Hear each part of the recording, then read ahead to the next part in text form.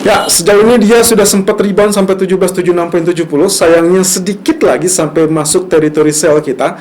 Tapi catatannya sebetulnya kalau misalkan hanya selisih 1 poin saja, itu masih bisa untuk Anda ambil sebetulnya. Tapi kalau misalkan selisihnya jauh, sekitar 5 atau bahkan lebih, ya mungkin teritorinya akan berbeda. Ya, skenario pun akan berbeda. Tapi sejauh ini, skenario yang saya maksud adalah terkait dengan falling wedge. Jadi saya harapkan memang pagi hari dia akan terjadi rebound. Lalu rebound itu nantinya diharapkan akan menjadi rejection dan turun kembali.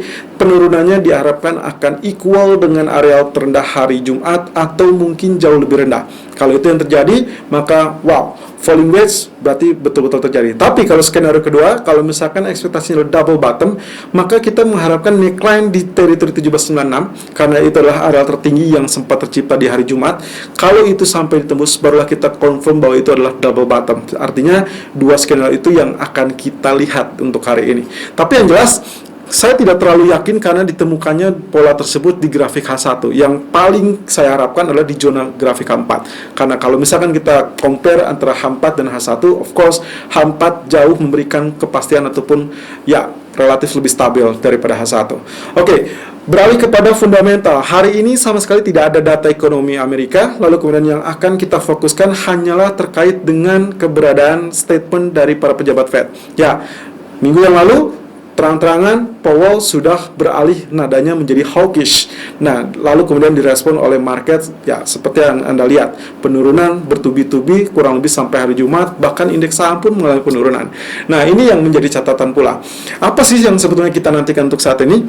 Kalau kita bicara dan review sedikit, apakah kemarin skenario kita gagal atau tidak? Well, Anda harus lihat rilis data atau rilis berita dari FOMC-nya. Pertama adalah suku bunga tetap dipertahankan 0 sampai 0,25%. Yang kedua, QE tetap dipertahankan di angka 120 billion US dollar. Artinya no taper at all. Ya, jadi tapernya belum terjadi kawan-kawan. Yang harus kita pantau sekarang adalah terkait dengan taper tersebut. Kondisi psikologisnya kemarin dengan pernyataan Powell yang cukup hawkish, lalu kemudian tentang dot plot yang mengatakan mungkin jumlah yang mendukung untuk kenaikan suku bunga di 2023 jauh lebih banyak, dan bahkan 2022 ada sekitar penambahan sekitar 3 orang dari 4 menjadi 7, dan itu merefleksikan apa? Merefleksikan tentang rencana selanjutnya. Q&A, Powell sendiri menjelaskan terlebih dulu bahwasanya dot plot bukan menjadi rujukan utama karena bisa saja berubah. Jadi market merespon secara tiba-tiba, mereaksi secara tiba-tiba, bahkan beberapa analis mengatakan itu adalah overreact, dan yang ini adalah terkait dengan psikologis pasar.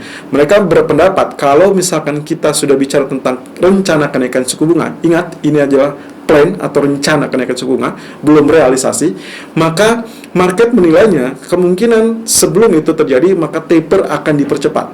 Ya, taper akan dipercepat, belum diumumkan ya. Jadi kemungkinan itu yang menjadi kunci kenapa emas tiba-tiba anjlok dan market bereaksi. Untuk minggu ini banyak sekali agenda untuk pejabat Fed untuk memberikan statement, tapi yang paling puncaknya adalah Powell ya di hari Selasa di hadapan Kongres. Kita mungkin akan mendengarkan tentang apa yang akan terjadi berikutnya, yaitu terkait dengan taper apa no taper. Jadi apakah kalau memang ini akan ada rencana untuk kenaikan suku bunga di tahun depan atau mungkin di 2023, kira-kira taper ini kapan akan dimunculkan atau akan dilakukan, dan apa syarat-syarat yang akan diberikan atau yang harus dipenuhi untuk ekonomi tentunya supaya taper tersebut segera dilakukan. Jadi itu poin-poin yang akan disampaikan di minggu ini.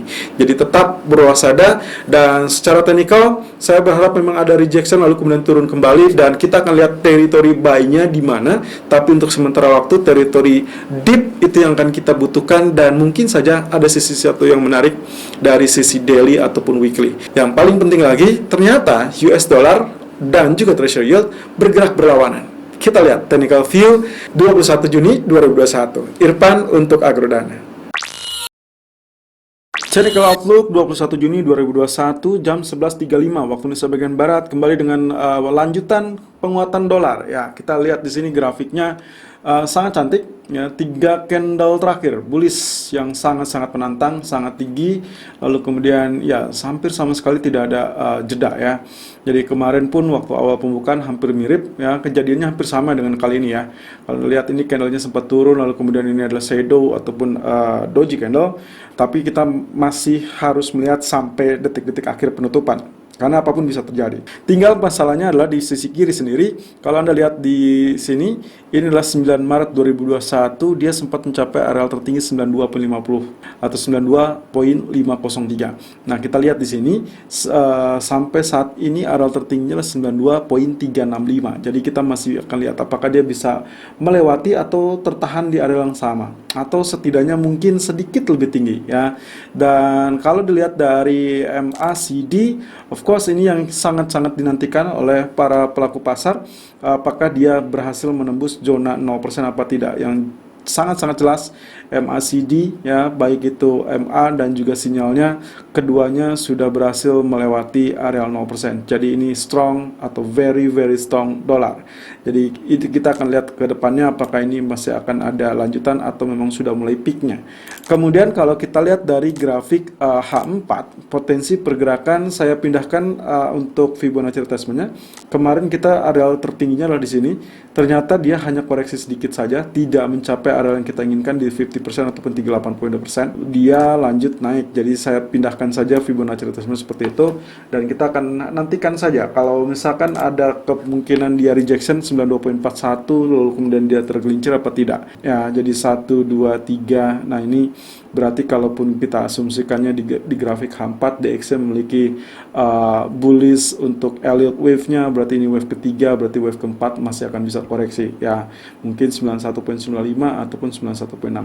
Tapi yang jelas kalau kita lihat dari kondisi MACD-nya memang dia sudah puncaknya, kemudian kita tinggal nantikan saja apakah nantinya dia akan crossing atau tidak ya. Kalau misalkan dia nekuk seperti ini, ada gejala-gejala dia akan crossing atau crossover. Lalu kemudian ini pun histogramnya sudah berwarna agak relatif memudar, jadi kekuatannya agak sedikit menipis ya.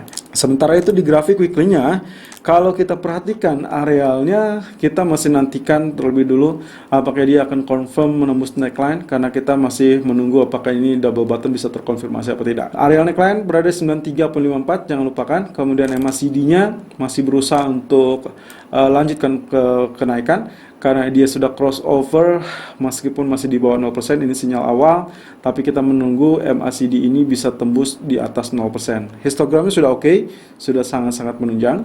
Nah, tapi yang sangat-sangat mengejutkan adalah treasury yield. Kalau Anda pikir bahwasanya treasury yield dengan dolarnya sudah sama-sama mengalami kenaikan, Anda perhatikan lagi.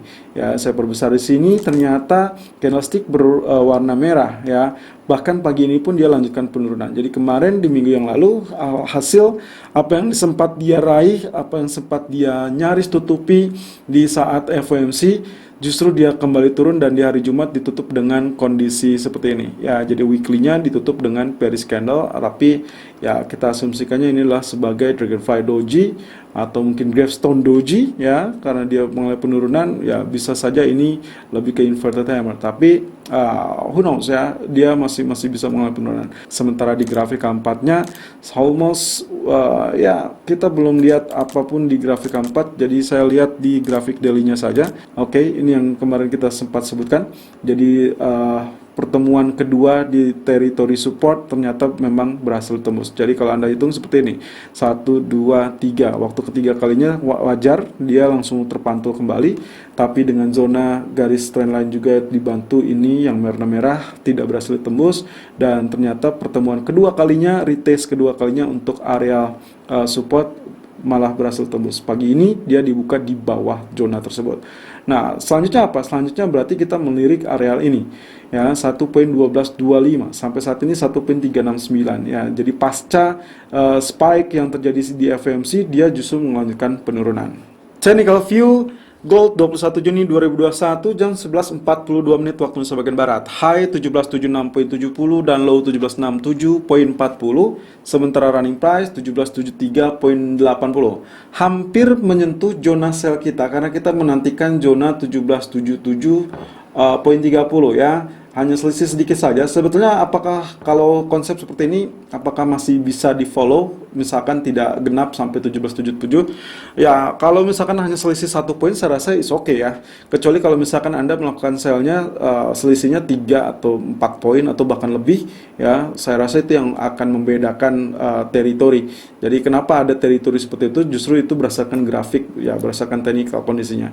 Oke, kita ulas terlebih dulu, lihat dari daily chart. Kenapa hari ini kita mengandalkan untuk adanya pantulan? Ya, kurang lebih kemarin skenario-nya sudah tepat sebetulnya. Dia up sampai 1796.90. Jadi saya hitung di situ ada 2 kali atau 3 kali lebih tepatnya.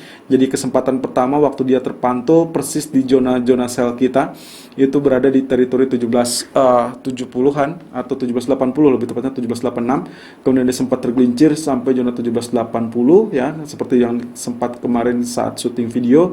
Kemudian ternyata di pertengahan malam dia sempat spike sampai 1796.90, dan kalau Anda perhatikan itu masuk teritori biru, itu adalah teritori historical price. Dan apa yang terjadi? Tertekan kembali, dan di pertengahan malamnya atau menjelang sesi penutupan itu ditutup di 1761.00.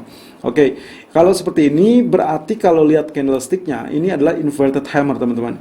Dan kalau inverted hammer muncul pasca penurunan, ya Anda hitung sendiri di sini 1, 2, 3, 4, 5 candle turun, lalu kemudian ditemani dengan inverted hammer seperti ini, seharusnya hari ini akan terjadi kenaikan ya, itu catatan khususnya. Tapi lagi-lagi ekspektasinya untuk hari ini tidak akan terlampau tinggi, tapi kali ini memang sangat wajar dan kita menantikan apakah dia berhasil ditutup bullish apa tidak. Kalau tidak ya otomatis dia akan mengalami penurunan kembali.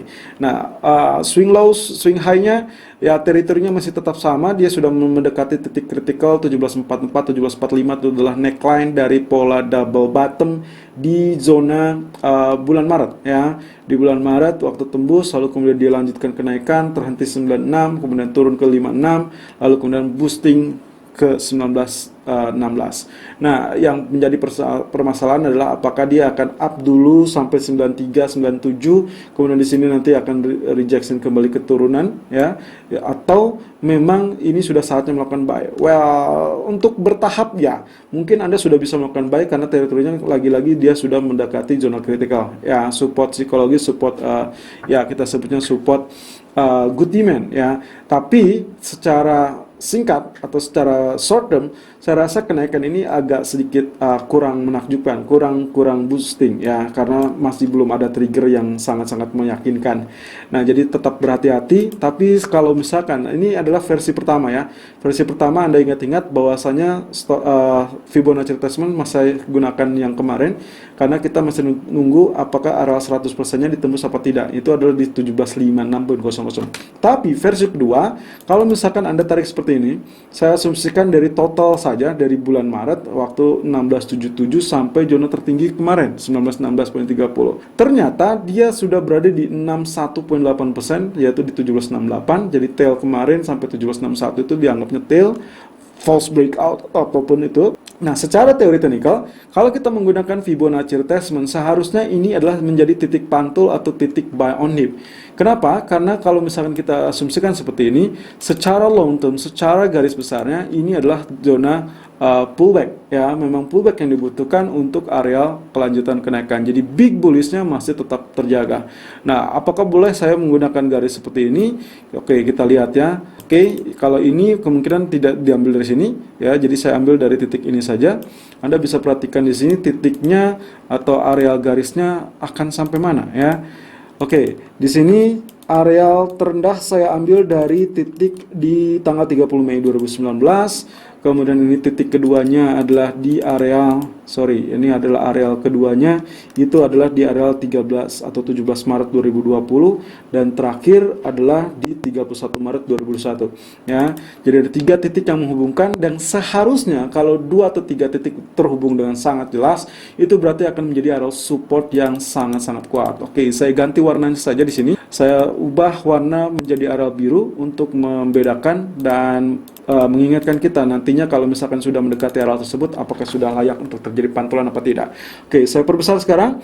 Ternyata area garis tersebut berada di lintasan area 1724 dan 1734 ya. Jadi Anda tandai saja. Pertama, dari Fibonacci retracement-nya seharusnya areal ini adalah areal pantulan, artinya sudah good to buy ya. Kedua, kalau misalkan pun kita asumsikannya adalah masih akan ada falling kembali atau penurunan kembali, maka zona 1724, 1734 itulah zona Anda yang sangat baik untuk melakukan buy, terutama untuk Anda medium term ataupun long term. Ya, bagaimana dengan konsep selanjutnya dari Fed? Well, sampai saat Fed benar-benar mengumumkan taper atau bahkan tapernya sudah selesai, ya QE-nya sudah selesai, lalu kemudian operation tips dan diumumkan dengan pengetatan kebijakan ditandai dengan penaikan suku bunga, barulah kita sebut bahwa emas tidak layak untuk naik. Tapi sampai saat itu terjadi dan masih belum ada tanda-tanda akan bagaimana, kita masih lihat bahwa emas masih bisa untuk mengalami kenaikan. Apalagi beberapa analis memperkirakan adanya kemungkinan krisis lanjutan. Oke, di grafik keempatnya ini kemarin tepat di zona areal kita ya, kenaikannya tepat dan saya sudah sempat tandai hati-hati di zona 96 ataupun di ya teritori resisten. Nah, sekarang saya gunakan Fibonacci expansion. Saya tarik titik A-nya di sini, ini B, ini C. Ya, dan saya dapatkan 61,8% di 1760 dan juga 100% 1738. Sementara seperti itu. Nah, kemudian harapannya kemarin kan adalah terjadi double bottom. Nah, sebetulnya areal double bottomnya ingat bisa saja equal. Jadi kalau misalkan bottom pertama 1767, bisa saja bottom keduanya lebih rendah atau lebih tinggi. Yang ternyata kemarin dia sudah pullback sampai 1761. Jadi kita asumsikan pertama ini adalah sepertinya bisa saja tercipta sebagai double bottom. Tapi ingat, double bottom sendiri neckline-nya harus confirm ditembus, yaitu berarti 93 atau 96 itu akan menjadi neckline yang harus wajib ditembus. Kalau itu berhasil ditembus, berarti kita akan mendapatkan pola double bottom itu sempurna. Tapi ada teori-teori lain yang mana di grafik H1 akan lebih nampak ya, akan lebih nyata. Anda bisa lihat di sini pola penurunannya. Ya, pola penurunannya kurang lebih mirip seperti ini. Jadi ini adalah areal pertama 1824, kemudian dia turun sampai 1767, kemudian dia rebound 1796 dan tadi atau kemarin dia sempat 1761. Jadi ini masih sama ya, di short termnya bisa menjadi areal double bottom atau bisa menjadi ini adalah falling wedge. Ya, falling wedge-nya kurang lebih seperti itu.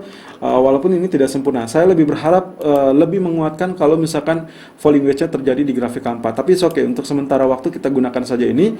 Jadi itulah alasannya kenapa saya anggap bahwa kenaikan ini hanya sementara, kemudian nantinya dia akan rejection, diharapkan turun sampai zona 1760 setidaknya atau bahkan 1756 ya.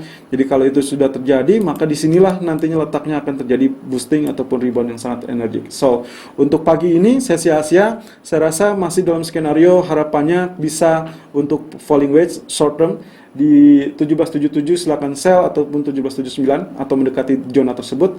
Kemudian target pertamanya adalah 1773 dan target kedua di area 1766.60. Sementara untuk stop loss 1786.00 dengan antisipasi bahwasannya bisa saja ini terjadi double bottom. Kalau ini double bottom berarti neckline 1796.97. Kalau itu tembus berarti Anda boleh follow buy. Dan ingat bahwasannya penurunan di malam hari, hati-hati, saya tidak akan merekomendasikan untuk Anda, tapi hati-hati saja, cermati zona kalau misalkan dia turun di bawah 1760. Selalu gunakan stop loss dan risk management sesuai dengan equity dan strategi trading Anda. Irfan untuk Agrodana.